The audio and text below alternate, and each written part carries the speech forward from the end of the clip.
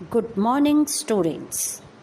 Let's start with the second part of our civics chapter number 4, the judiciary. Beta, in previous part we have read about the Supreme Court. Now, in this part we are going to discuss about the High Court. High Court. The High Court is the highest judicial authority in a state. As Supreme Court is in the country, like in the same way High Court is at the state level. The Parliament has the power to establish a common High Court for 2 or more states. At present, we are having 25 High Courts in India. Telangana and Andhra Pradesh High Courts are the latest High Court established in 2019. Composition. Every High Court consists of the Chief Justice and other judges. But the number of judges are not fixed.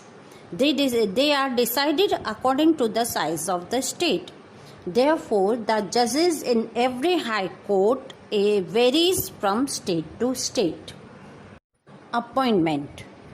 The President appoints the Chief Justice of the High Court with the consultation of the Chief Justice of India and the Governor of that state.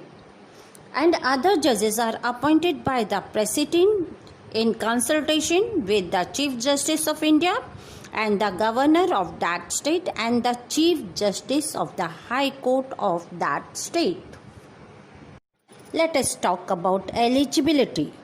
Better, to qualify for the appointment of the judge of the High Court, a person must be a citizen of India and should have 10 years of experience as an advocate of a High Court or 2 or more such court in a succession.